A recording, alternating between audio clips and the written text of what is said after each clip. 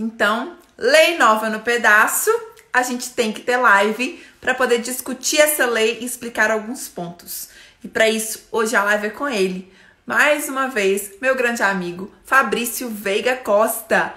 Ninguém melhor do que Fabrício para discutir comigo, para a gente poder trazer alguns pontos da nova lei que veio agora, foi publicada no dia 12, ela é do dia 10 de junho, lei 14.010, que trata da prescrição.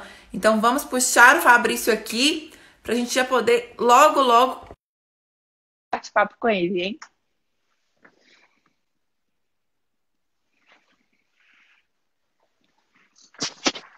Boa tarde, Fá! Oi, tudo bem? Tudo! E você? Vamos para mais uma live, né? Eu falei que domingo é nosso dia de trazer notícias e como saiu lei nova, a gente não ia deixar de trazer a nova lei para comentar, né, Fá? Exatamente, tudo bem? Oi, ó, o Zandona, meu amigo. Zandona, Hélio, boa tarde a todos. Boa tarde, Graça. Luciana, advogado. Boa tarde, Fá. Tem Obrigado muitas pelo companhias convite, boas aí Júlia, conosco hoje. Gabi Chaves. Muito obrigado pela participação de todos. Até porque o querido, muitas pessoas importantes, né? Aí, ó. É verdade. Muita gente Muito bom. bacana. Um abraço, meu grande amigo, irmão Sérgio Zandona, coordenador do mestrado da FUMEC. Um grande amigo. Doutor Ivan. Doutor Boa Ivan. tarde, doutor Ivan. Boa tarde, Então, doutor Ivan. bom, acho que todo mundo já conhece Fabrício, mas para quem não conhece, Fabrício é doutor em processo civil e ele sempre me fala, Graciane, pós-doutorado não é título, mas eu não posso deixar de falar que ele é pós-doutor também. Fabrício tem pós-doutorado e ninguém melhor do que ele para discutir com a gente sobre prescrição. Na última live, a gente até falou, não, talvez não seja a última, mas uma para trás a gente comentou, o Fabrício falou da prescrição um pouquinho, que alguns veem como direito material, outros trabalham isso como bifronte. E hoje eu pedi para ele para poder vir trabalhar com a gente a Lei 14.010, que saiu no dia 10 de junho e foi publicada no dia 12. Fá, afeta tudo em prescrição, né? O que você achou dessa lei? Vamos lá, então. Ó, primeira coisa que a gente precisa diferenciar, esclarecer, é a diferença entre prescrição e decadência de uma forma bem rápida, né? A prescrição e a decadência são dois institutos do direito material que são regulados pela questão do tempo, né? Tempo cronológico, ressaltando-se que a diferença da prescrição e da decadência de uma forma bem rápida e didática é que a prescrição é quando o tempo atua na exigibilidade de um direito, não desconstituindo uma relação jurídica pré-existente. Enquanto na decadência, o tempo, ele atua, o advento do tempo, ele vem no sentido de não atingir apenas a exigibilidade do direito, mas também o direito em si. Por isso que a gente sempre diz que quando alguém cumpre uma obrigação prescrita, esse cumprimento ele tem natureza jurídica de pagamento. E quando se cumpre uma obrigação que já foi objeto de decadência, esse cumprimento tem natureza jurídica de doação e não de pagamento. Esclarecida essa primeira distinção, é importante esclarecer também que o Instituto da Prescrição e da Decadência eles causam reflexos no âmbito do direito processual e no âmbito especificamente do direito processual civil, a prescrição e a decadência são categorizadas como matéria de defesa e serão inseridas como prejudiciais de mérito. Não podemos confundir com preliminares de mérito. Por quê? Porque a prejudicial de mérito tem, quando acolhida, tem como consequência uma sentença judicial de mérito que tem como consequência a coisa julgada material. Enquanto as preliminares de mérito, elas têm como consequência uma sentença terminativa e a coisa julgada formal. Então, feitas essas distinções conceituais, que são muito importantes para a gente entender, agora a gente precisa saber quais são os reflexos da Lei 14.010, que entrou em vigor, né, que foi publicada no dia... Foi 12. promulgada no dia 10 de junho de No dia 2020, 10 e publicada no dia mas 12. entrou em vigor, ela já estava vigente, que é uma outra distinção, a distinção do conceito de vigência e de vigor.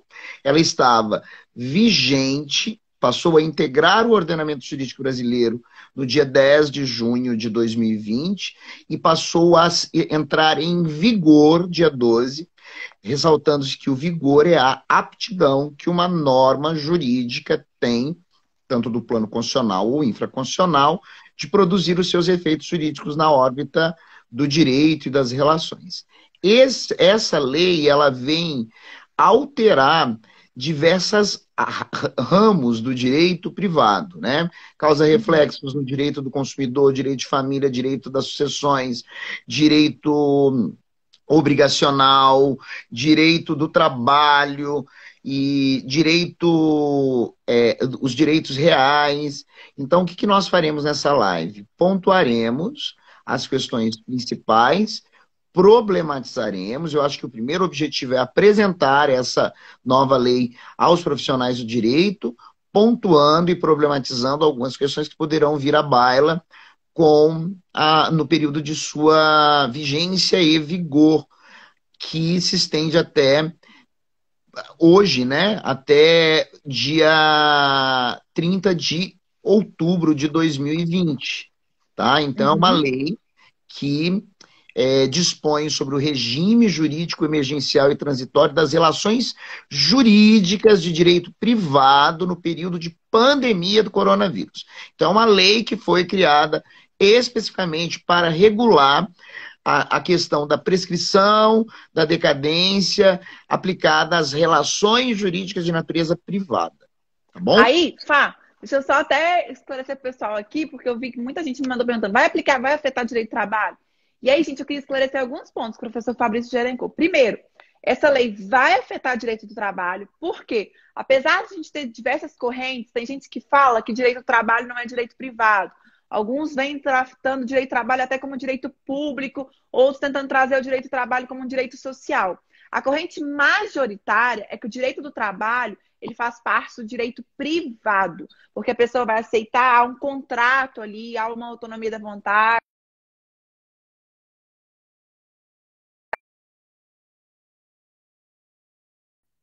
Voltou. A gente tem, então, essa discussão, mas a regra é que o direito do trabalho faz parte do direito privado. Então, as outras correntes são minoritárias. Outro ponto que o Fabrício já salientou, a diferença entre prescrição e decadência. E aí, para os nossos OABeiros, quem vai fazer OAB ainda, que está pensando, a gente tem a discussão da prescrição no processo de trabalho, no direito de trabalho, especialmente no direito de trabalho, que o empregado ele tem para juizar 2 anos após a extinção do contrato, cobrando os últimos 5 anos. Esses 2 prazos, prescrição é bienal e quinquenal, são prazos prescricionais. Então, como o Fabrício já explicou a diferença entre decadência e prescrição, reparem que nesse caso o prazo é prescricional. O único a gente vê como decadência no direito do trabalho, o prazo de 30 dias para poder ajuizar um inquérito para apuração de falta grave, daquele pessoal que tem instabilidade, garantia provisória, por ser dirigente sindical. E aí, qualquer coisa, dúvidas, mandem para a gente lá no direct, para mim e para Fabrício, que a gente explica com detalhes, ok? Então, vamos lá para a gente poder explicar passo a passo da lei. Vamos começar, o Fabrício vai ali detalhando, porque vocês viram que a lei expresso, ela traz muito mais o direito civil, né, Fá? Vem trazendo o caso, por exemplo, de uso campeão, e quando a gente conversava, eu falei, nossa, mas uso campeão, Fabrício. Tem que ter sim. Então, o Fabrício vai explicar pra gente isso. Traz relações de consumo, e alguns artigos foram vetados, então reparem que locação, por exemplo, teve artigo vetado. Então, vamos lá, Fá. Vamos lá, vamos começar pelo artigo 3º dessa lei, né, que diz: os prazos prescricionais consideram-se impedidos ou suspensos, conforme o caso, a partir da entrada em vigor desta lei até o dia 30 de outubro de 2020. Primeira coisa que a gente tem que diferenciar: o conceito de interrupção e o conceito de suspensão. Interromper um prazo no direito é cessar a sua contagem, e quando essa contagem volta a ocorrer, volta do zero. A suspensão do prazo consiste no quê? Na paralisação da contagem do prazo, e quando ele volta a contar, ele volta a contar de onde ele parou. De uma forma Então, bem... gente, por exemplo, recurso, 8 dias lá no processo de trabalho. 5 dias, suspendeu, depois só vem os 3, né, Fabrício? Vamos deixar bem claro para nem ficar dúvida. Então, reparem, em suspensão, recomeça de onde parou o prazo. Interrupção, zera, e o prazo, então, ele começa como se estivesse começando naquele momento. Então, o primeiro artigo a abordar especificamente o tema da prescrição. Boa tarde, Zé Henrique. Boa O nosso tarde, colega. Henrique! Nosso grande tributarista. Exatamente. A primeira distinção o primeiro esclarecimento que nós precisamos fazer é que o artigo 3º, ele suspende todos os prazos prescricionais que regulam o direito privado. E aí entra a discussão se atinge só o direito civil ou também o direito do trabalho, tá? Essa regra de suspensão do prazo não se aplica a questões específicas, a hipóteses legais específicas de impedimento, suspensão e interrupção de prazos prescricionais. Aí a gente utiliza hermeneuticamente do critério da especialidade. Se eu tiver uma norma específica tratando sobre o tema, eu utilizo do princípio da especialidade. Por exemplo, eu não falarei em suspensão de prazo prescricional quando o titular desse direito for um menor absolutamente incapaz. Por quê? Porque não corre prazo prescricional contra menor absolutamente incapaz. Se não corre prazo prescricional contra menor absolutamente incapaz, eu não posso aplicar essa norma genérica para essa situação específica, porque eu tenho uma disposição legal específica para abordar a questão. Tá? Então, esse é o primeiro ponto importante. E em processo de trabalho, direito de trabalho, a gente tem na CLT um artigo, inclusive, como o Fabrício mencionou, específico para menores que já não corre essa prescrição, tá, gente?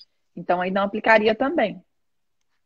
Beleza. Segundo ponto da lei. A gente vai lá para o artigo 5º da lei, que fala, que envolve o capítulo das pessoas jurídicas de direito privado, tá?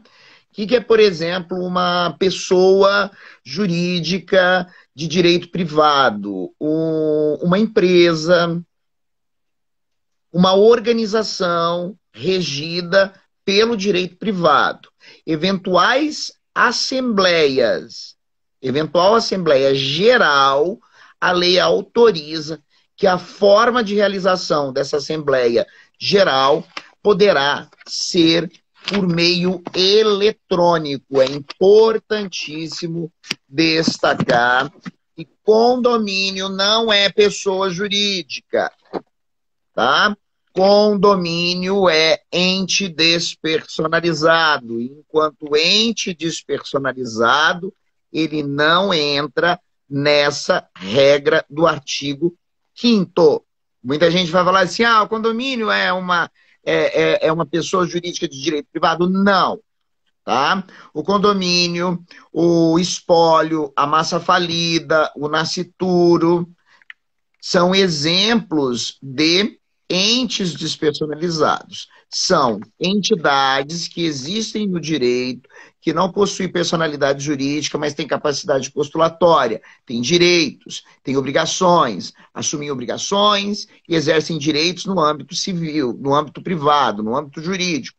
Mas o condomínio ele não é considerado pessoa jurídica de direito privado, portanto, ele não entra nessa regra do artigo 5º. Tá bom? E aí a gente tem no direito do trabalho a discussão quanto a sindicatos, porque a gente tem a discussão se sindicato é ou não pessoa jurídica de direito privado, gente.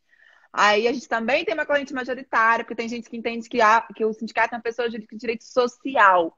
mas a regra é que é sim uma pessoa jurídica de direito privado. Então, as assembleias, nesse momento, poderiam acontecer, sim, por meios eletrônicos. Essa é a regra. Então, os dois artigos, sabe, Fabrício, que eu acho que são aplicáveis ao direito do trabalho, que dá para a gente trazer isso para o direito do trabalho e tentar, nesse momento de pandemia, aplicar até o dia 30 de outubro, porque vai ficar difícil, como a gente vai fazer uma assembleia, por exemplo, no sindicato, realmente, e tem convenções coletivas, acordos coletivos, que vão começar a demandar essa atenção. É importante que a gente faça essa assembleia. E aí, como vai fazer a assembleia? Por meios eletrônicos. E aí, por meios eletrônicos, a gente pode utilizar, por exemplo, plataformas. A gente pode utilizar um Zoom, a gente pode utilizar um Google Meet, a gente pode utilizar o WhatsApp. Então, a gente vai ter vários meios eletrônicos e a gente pode depois, Fabrício e eu, que a gente trazer isso de quais seriam esses meios, como funcionaria isso. Em outra live, a gente pode trabalhar isso. O grande problema do Brasil é que eventuais demandas poderão surgir em razão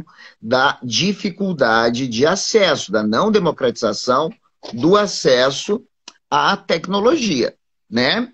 Eu sempre digo, é muito fácil na lei, lá diretamente do Palácio do Planalto e do Congresso Nacional, partir do pressuposto de que todas as pessoas jurídicas de direito privado possuem acesso em qualquer lugar do Brasil e condições de fazer assembleias de modo digital ou eletrônico, né? Então, fica aí uma discussão. Podemos avançar, Gra? Podemos, gente. Então, repare para quem está chegando agora, a gente está comentando a Lei 14.010, do dia 10 de junho de 2020, eu falo 2016, 2020. Então, é uma lei que saiu essa semana passada, que trata sobre prescrição. E aí o Fabrício já comentou aqui de alguns artigos, e reparem, o artigo 5º, ele não trata diretamente da prescrição, mas ele fala, olha, para poder ter assembleia, pode ser por meios eletrônicos. Então, a gente está indo artigo por artigo da Lei 14.010. Galera, se tiverem dúvidas, se não tiverem visto a lei, pode mandar aqui pra gente, vamos comentando, vamos participando aqui junto com a gente, né, Fabrício? Porque o que a gente fica feliz aqui é de ver a participação de cada um.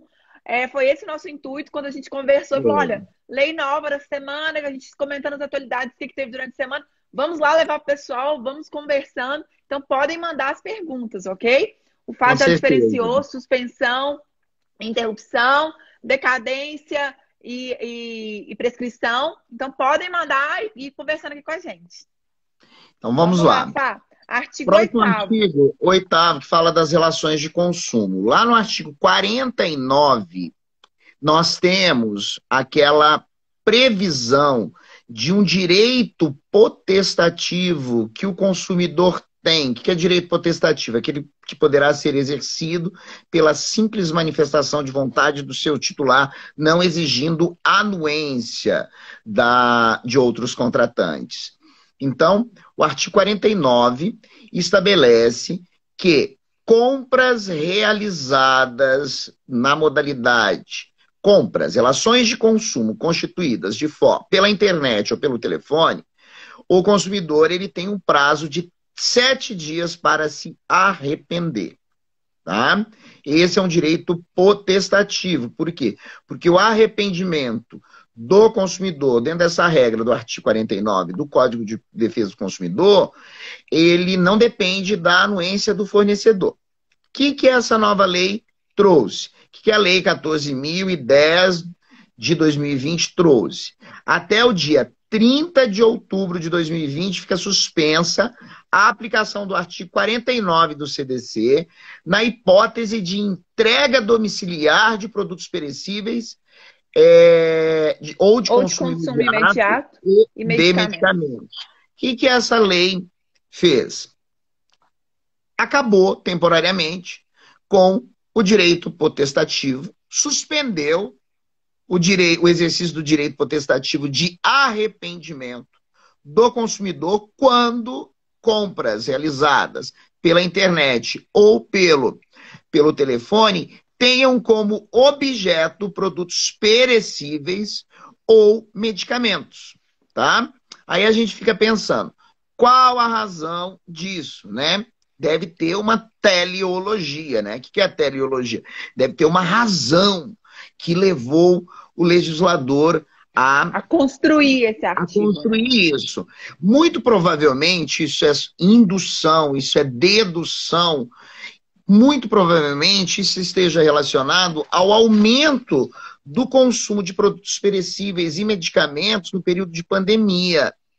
E porque as pessoas ficam mais em casa, têm mais acesso à internet, Os entra nos restaurantes estão fechados, muitos restaurantes, restaurantes então estão tá tendo fechados. muita entrega. E aí eu falo até por mim, tipo, eu tô pedindo muitas vezes jantar, tudo a gente tá pedindo tudo.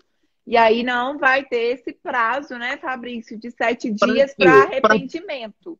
Para proteger o fornecedor, que às vezes já está com o produto pronto para ser entregue, não seria justo, colocaria certamente o fornecedor numa condição de desigualdade. De desigualdade.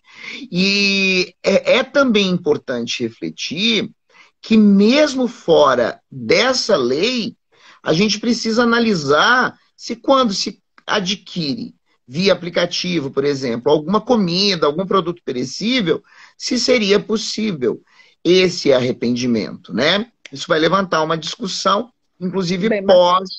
pós-pandemia. Né? Por quê? Porque quando o objeto é um produto perecível, eventual arrependimento poderia gerar prejuízo ao fornecedor, em caso de exercício irrestrito desse direito potestativo por parte do consumidor. Então, a gente precisa refletir a dimensão interpretativa desse dispositivo, não só no período de pandemia, mas também no período pós-pandemia, porque, de repente, essa lei ela levantará uma discussão hermenêutica e a condução de uma interpretação um pouco mais delimitada desse dispositivo legal, mesmo após o período da pandemia. Gente, agora atenção, hein? O artigo está deixando expresso que são para produtos perecíveis, de consumo imediato e de medicamentos. Então, por exemplo, a gente está comprando lá roupa pela internet, comprando brinquedo pela internet. Isso não é perecível, não é de consumo imediato, não é medicamento. Então, para esses outros produtos, né, Fabrício, o prazo continua o artigo 49 do CDC. Só para os produtos perecíveis de consumo imediato e de medicamentos é que a lei trouxe especificamente. Zandona levantou uma questão que eu me perguntei quando eu li essa lei. Por que só até 30/10, né? Zandona, professor Sérgio Zandona, eu deduzi, isso é consulta oracular, né? Juízo subjetivo do Fabrício, que eu imagino que tenha sido feito algum estudo, né?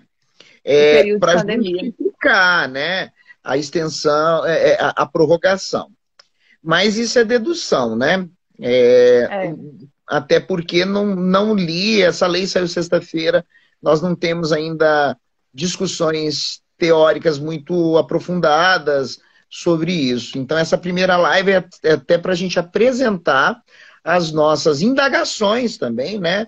Não são nem tantas resoluções ou direcionamentos de como ela deve ser interpretada, mas um esclarecimento para a comunidade jurídica, apresentando a norma e demonstrando os desdobramentos dela nos mais diversos campos da ciência do direito, né?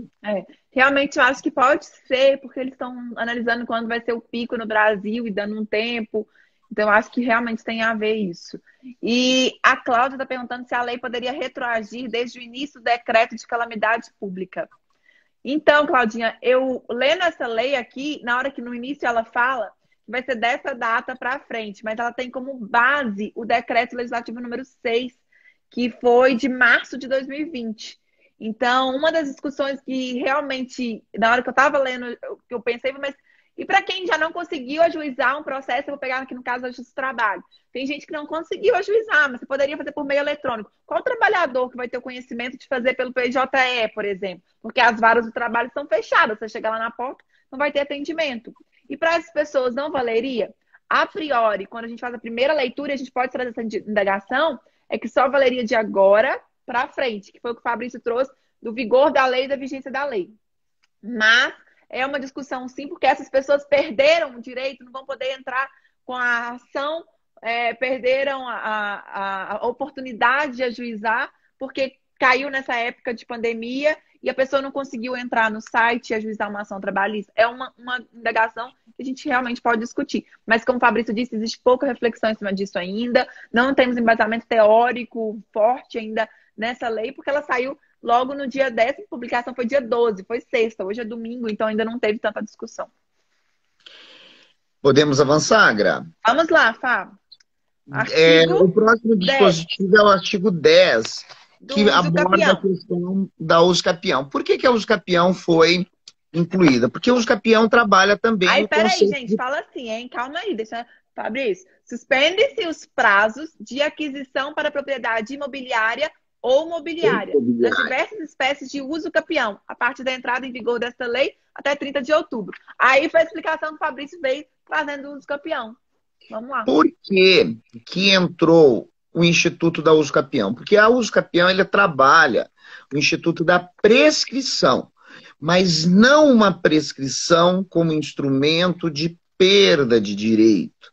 A Usucapião trabalha o Instituto da Prescrição Aquisitiva. O que é a prescrição aquisitiva? É o tempo atuando de forma a legitimar o reconhecimento de um direito do possuidor se tornar proprietário de um determinado bem móvel ou imóvel. O que essa legislação fez?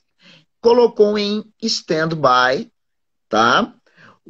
A contagem do prazo de prescrição aquisitiva. E o grande o reflexo disso é que essa norma daqui 1, 2, 3, 5, 10 anos estará em discussão. Por quê? Porque poderá vir a ser, como matéria de defesa, afastar o Instituto da Usucapião em virtude desse interregno, dessa suspensão de contagem do prazo de prescrição aquisitiva. Então, vamos imaginar que uma pessoa tenha a posse mansa, pacífica e ininterrupta, com animus domini, cumprindo a função social de um determinado bem imóvel numa região urbana, e esse bem não ultrapassa 250 metros quadrados. Então, a regra geral é que, e utilizado para fins de moradia, a regra geral é que essa pessoa adquiriria o direito de propriedade, preenchendo todos esses requisitos, no prazo de 5 anos. Vamos imaginar que ela tenha 4 anos e meio de posse. E aí veio essa lei. Suspendeu. No momento em que suspendeu, o proprietário resolve propor uma ação de reintegração de posse. Tá? Quais os reflexos dessa lei na discussão de mérito da ação de usucapião após a propositura de uma ação de reintegração de posse? Então, ou poderá ocorrer assim, eu tenho 3 anos de posse, suspendeu. Depois eu exerço a contar de hoje mais 2 anos. Que se não tivesse a suspensão, 3 mais 2 daria 5. Mas teve o período de suspensão. E esse período de suspensão poderá afastar daqui 2, 3, 5 anos o Instituto da Usucapião. Então, essa lei, para quem advoga na área civil imobiliária, é uma lei que precisa ser guardada. Por quê? Porque poderá ser utilizada como matéria de defesa de eventuais demandados em ação de usucapião. Então, olha só o reflexo de uma lei... Muito além do dia 30 de outubro, né, Fábio? Muito além. É uma lei que entrou em vigor no período de pandemia, daqui 2 anos. Talvez a gente esteja num outro momento muito diferente do que a gente vive hoje. A lei, ela perdeu o vigor, mas ela continua sendo utilizada como fundamento de defesa em processos judiciais futuros. Show. Ótimo. Tá? Bom, antes da gente prosseguir, só mandar um abraço, que eu vi aqui que foi conversando com a gente. Deixa eu voltando aqui. Rosiane Cunha, que foi a nossa aluna querida. Minha Bárbara aluna, Gama, da OAB de Ilha, aqui conosco. Eita, e aí, inúmeros. pessoal de Pedro Fernanda, Leopoldo também, Divinópolis, Belo então, para Horizonte. todo mundo, viu, gente? Tô falando quem foi mandando aqui falando, mas Sara Samira também, quanto tempo? E Quanto é muito tempo, bom cada um Sandra? de vocês ver todo mundo aqui discutindo num domingo à tarde, né, Fá? Olha, E a nós gente é temos pessoas apaixonada, a gente até acha de que todo mundo sei. Lafayette. Alisson, de Lafayette, doutorando, professor Alisson, doutorando na Universidade de Itaúna. Muito legal. Ah, A mas é muito bom. Poema, de Pedro Leopoldo. Vamos Mas show. avançar? Vamos para o próximo artigo. Artigo 12. O 11 foi vetado. Artigo 12. Trata sobre condomínios edilícios. O artigo 12, a Assembleia Condominial, inclusive para os fins dos artigos 1349 e 1350 do Código Civil, e a respectiva votação poderão ocorrer em caráter emergencial até 30 de outubro de 2020, por meios virtuais, caso em que a manifestação de vontade de cada condômino será equiparada para todos os efeitos jurídicos à sua assinatura presencial. E aí, junto, já vou ler o parágrafo único e o 13. Parágrafo único. Não sendo possível a realização de assembleia condominial na forma prevista no CAPT, os mandatos de síndico vencidos a partir de 20 de março de 2020 ficam prorrogados até 30 de outubro de 2020. E o artigo 13 é obrigatória, sob pena de destituição do síndico, a prestação de contas regular de seus atos de administração. E aí vem, então, a figura que o Fabrício comentou lá atrás, que não vai ser considerado uma pessoa jurídica de direito privado, e trouxeram isso agora para os condomínios. Fabrício, é com você. Vamos lá, então. Olha, o Grau, pessoal de São João de Meriti, Fernando também, doutor Ivan, do Rio de Janeiro, bacana. Carmen de Sete Lagoas nos acompanhando, muito legal, bacana. E o Vamos Fernando, lá. que eu brinco que é o aluno de ouro, né? Não queria que ele formasse, mas formou, né, Fá? Não tem jeito de segurar na Vai faculdade formar, eternamente, né, Fernando? tem minha prova aí pela frente, tem prova aí. Evento futuro incerto. Vamos lá. Os artigos 12 e 13 dessa lei 14.010 de 2020 aborda a questão do condomínio. Condomínio é um ente despersonalizado, não tem personalidade jurídica, portanto não é pessoa jurídica. O condomínio, esses dois dispositivos, eles abordam três questões pontuais. Em período de pandemia, o síndico não fica desobrigado de prestar contas, primeiro ponto. Segundo ponto, vencimento de mandatos de síndicos, prorroga, tá? Então aquele síndico que está querendo vazar, sumir, entregar o condomínio porque ele não aguenta mais, os condôminos, ele já está aí há muitos anos e etc., ele terá que permanecer no cargo de síndico até 30 de outubro. E terceira observação importante, quando a gente fala em condomínio, a gente fala na realização regular de assembleias. E aí, esse dispositivo 12 permite a utilização de plataformas digitais com o objetivo de permitir a realização, o prosseguimento da realização das assembleias. Aí surge uma discussão, né? Nós sabemos que tem deliberações envolvendo o condomínio que exige maioria absoluta, unanimidade, tá? Decisões urgentes, decisões que podem ser esperadas.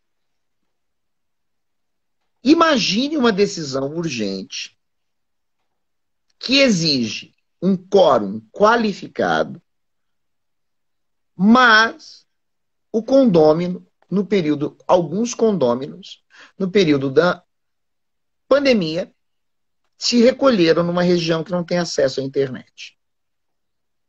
Como que ficará essa questão? Se for alguma coisa urgente.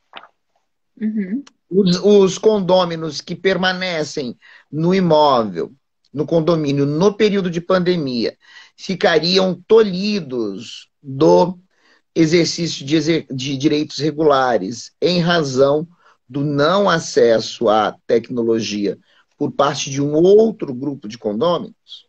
Então, isso, eu sempre falo, lei, quando se cria e a gente começa a interpretar e conjecturar as possibilidades, a gente sabe que legislação, quando interpretada em casos concretos, é um vespeiro de conflitos, tá? É um vespeiro de conflitos.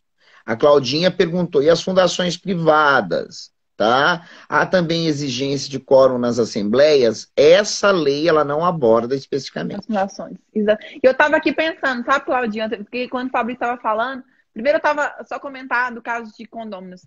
Eu penso o seguinte, o síndico, por mais que ele possa utilizar as plataformas eletrônicas, possa utilizar o WhatsApp, possa utilizar outros meios, é importante ele colocar no elevador, ele colocar pelo menos as chamadas também no elevador, colocar na porta do prédio. Ele tem que facilitar essa publicidade, esse acesso às decisões. Porque vai ter muita gente realmente que não tem.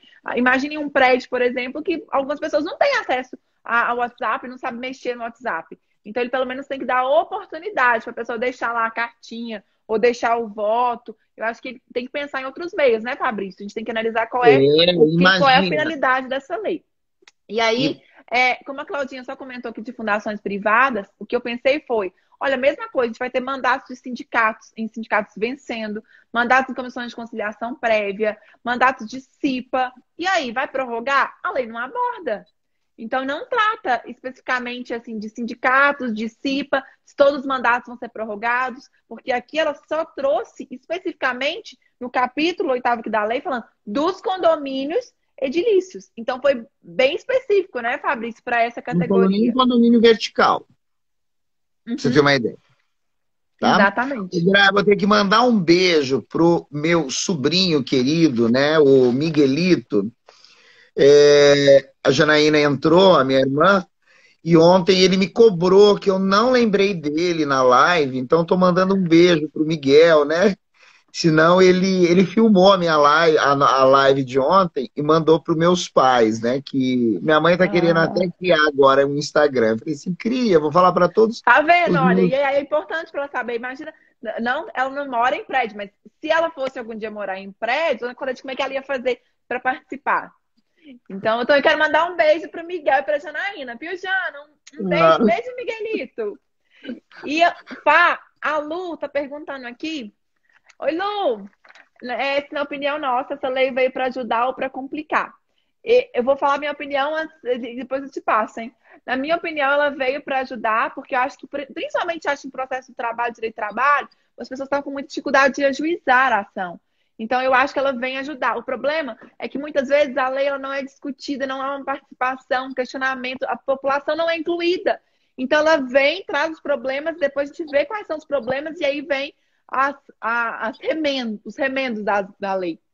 Porque ela veio, realmente, no meu ponto de vista, ela veio incompleta, ela não abordou especificamente todas as situações, mas ela vem como uma tentativa nesse período de pandemia, Lu. Então, eu acho que ela vem para ajudar. Só que a partir dela, várias discussões vão ser levantadas, por isso que eu acho interessante a gente vir discutir pessoas da nossa área aqui para poder, em cima das perguntas, tudo, a gente formando um pensamento em cima disso. Então, é uma ajuda, mas com as reflexões eu acho que tudo pode ser melhorado. E você, Fá? Eu acho que o grande problema dessas leis remendos, né, é que não existe um cuidado por parte do legislador em analisar os reflexos de qualquer nova lei no ordenamento jurídico, né? Mas também não podemos esperar muito dos nossos legisladores, né? Porque, ao meu jeito ácido, né? Há uma presença muito de semoventes no Congresso Nacional, não pode esperar muita coisa desse povo, não. Mas tudo bem.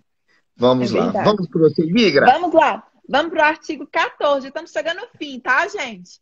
A gente tem praticamente mais 3 hoje. Artigo 14 trata do regime concorrencial E aí ficam sem eficácia os incisos 15 e 17 do parágrafo 3º do artigo 36 e o inciso 4º do artigo 90 da Lei 12.529, de 30 de novembro de 2011, em relação a todos os atos praticados e com vigência de 20 de março de 2020 a 30 de outubro de 2020. Olha Ou só, enquanto aí o durar o legislador estado foi de específico. calamidade pública. O E aí, legislador foi vou pegar, específico. aproveitar e já ler os parágrafos dela aqui, Fá, depois de passar para o direito de família. No parágrafo 1º, fala na apreciação pelo órgão competente as demais infrações previstas no artigo 36 da Lei 12.529, casos praticados a partir de 20 de março de 2020 e enquanto durar o estado de calamidade pública reconhecido pelo Decreto Legislativo número 6, de 20 de março, deverão ser consideradas as circunstâncias extraordinárias decorrentes da pandemia do coronavírus. Parágrafo 2º, a suspensão da aplicação do inciso 4º do artigo 90 da Lei 12.529, referida no CAPT, não afasta a possibilidade de análise posterior do ato de concentração ou de apuração de infração à ordem econômica, na forma do artigo 36. Bom, afeta diretamente direito econômico, galera. A minha turma de direito econômico de Itaúna, fiquem atentos, hein? Que eu vou dar isso na aula na terça-feira e a nossa prova é na outra semana, hein? Então, se fosse vocês ficavam atentos, porque ainda está no conteúdo programático. Saiu lei nova, então a gente tem conteúdo. Bom, aí trata mais do regime concorrencial mesmo, é a lei que trabalha o CAD, o Conselho Administrativo de Defesa Econômica, gente. Então, é para quem atua no direito econômico. Eu vou caminhar para o próximo, pode, Fá, porque trata de direito de família e sucessões, porque a gente só tem 10 minutos. Eu estou vendo que está aqui conosco o Tiago, que também é um grande advogado, além da Lu, que é uma grande advogada, o Tiago também. E aí o Tiago perguntou se nos contratos entre particulares, por exemplo, caso de obrigação de fazer, sob pena de multa, se há aplicação desta lei. O que você acha, Fábio? Ele está querendo saber se essa nos lei afeta particulares. As astrentes. Multa Sim. de obrigação de fazer na esfera judicial ou na esfera contratual? Eu acredito que não, porque a multa ela é penalidade se for estabelecida contratualmente, ou ela é medida coercitiva se for estabelecida processualmente. Se for estabelecida processualmente, essa norma é uma norma de direito material, não é de direito processual. Então ela não afetaria as astrentes, do seu ponto de vista. Por quê? Critério de interpretação de norma processual é diferente do critério de interpretação de norma de direito material. E se for multa, pena, tá? Pelo descumprimento de contrato, obrigação contratual, também entendo que não.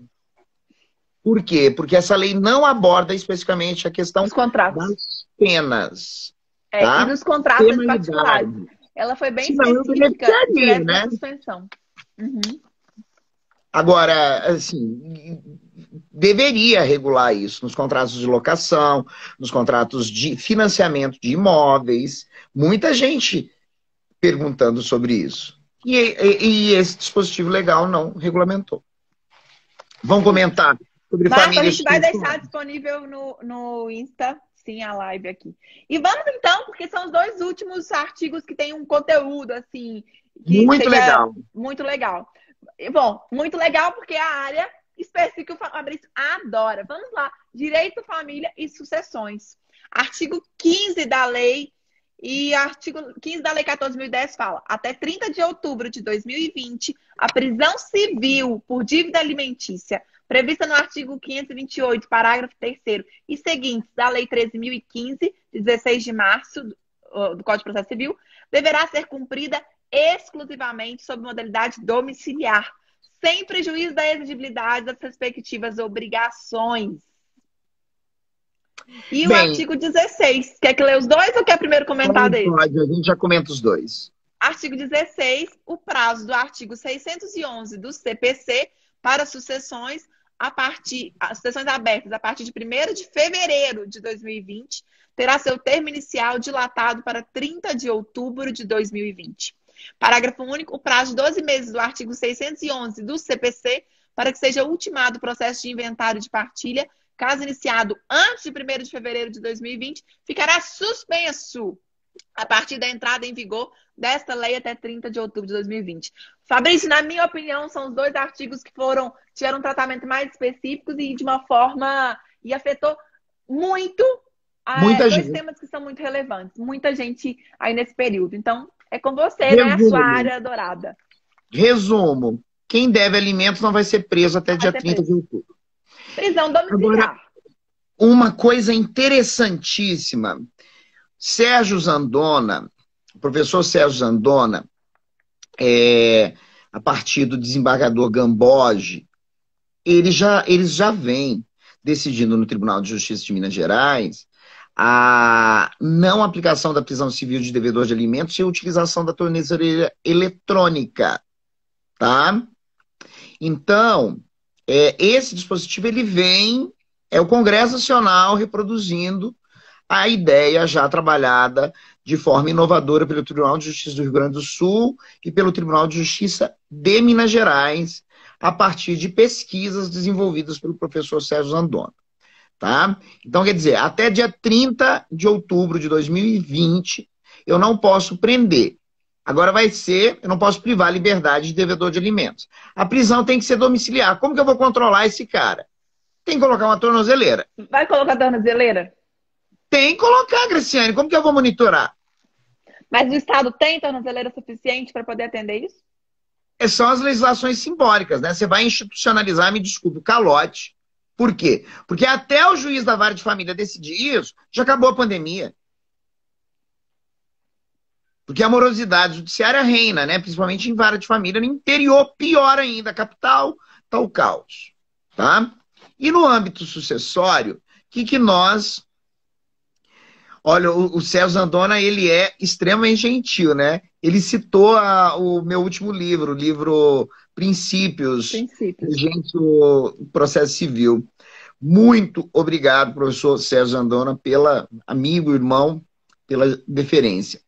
E por último, a gente não pode deixar de mencionar. Quando a gente fala em processo sucessório, quando que se abre processo sucessório? Com a morte. O que a legislação estabelece? Morreu, abriu o processo sucessório, princípio da Saicine. Morreu a pessoa física. Tem que abrir inventário em 2 meses. O que esse dispositivo está falando? Está suspendendo. Até 30 de outubro.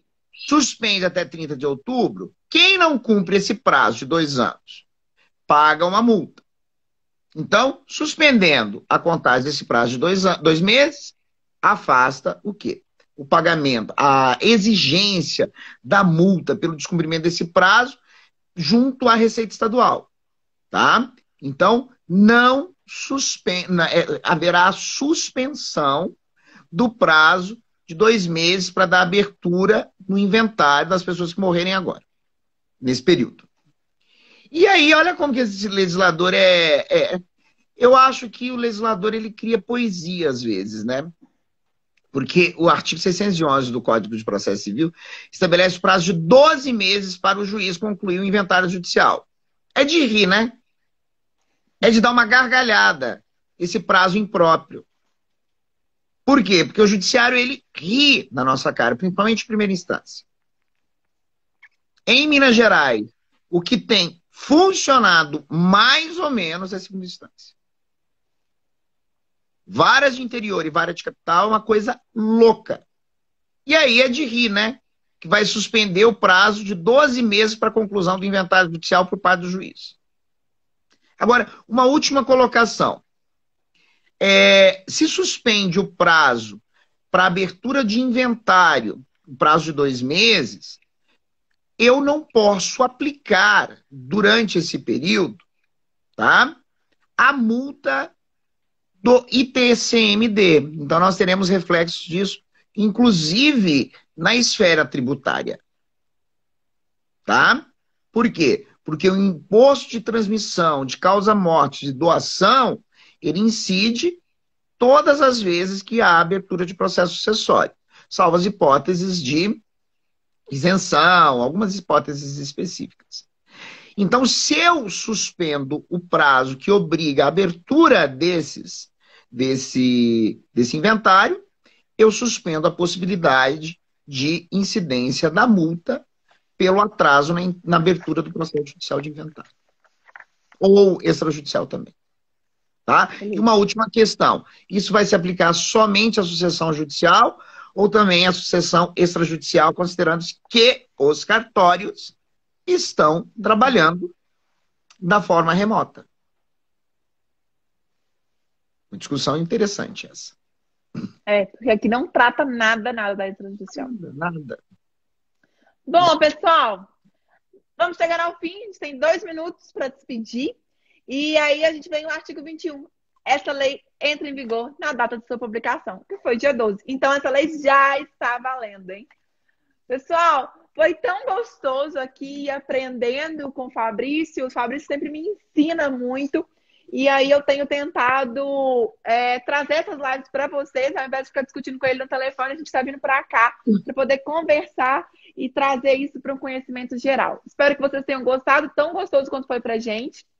E eu aproveito para convidar, tem um curso meu com o professor Fagner Santos, com Bernardo Melo Franco e Caroline, sobre gestão de escritório trabalhista, sobre como incrementar o escritório trabalhista. E em breve a gente vai ter também um de processo civil com um grande professor, hein? Então não esqueçam, quem quiser fazer esse curso comigo, Fagner, Bernardo e Caroline, no Turbine Sua Advocacia Trabalhista, as inscrições estão abertas, as vagas são limitadíssimas. E na terça-feira vou fazer uma live com o Fagner para esclarecer dúvidas de processo de trabalho e direito de trabalho. Todos são convidados. Bárbara, é uma alegria te ter comigo. Gosto muito de você por aqui e espero encontrá-la em breve, hein? Obrigada, pessoal. Fá, mais uma vez, obrigada. Você é luz na minha vida e na de todo mundo que tem alegria de contar com você. Muito, muito, muito obrigada, viu? Muito obrigado, Gra. Muito obrigado a todos. E, assim, só você mesmo para me convencer a fazer live de domingo. Mas com você eu vou para onde for necessário. Gratidão. E gostaria de enfatizar, em breve nós teremos um curso que nós lançaremos agora em julho, né? E novidades no nosso preparatório da OAB também online, tá? Obrigado a todos. O professor Sérgio colocou aí que Minas Gerais está avançadíssimo na questão da tornozeleira eletrônica. Gratidão e um beijo pro meu sobrinho Miguel. Tchau. Beijo, gente!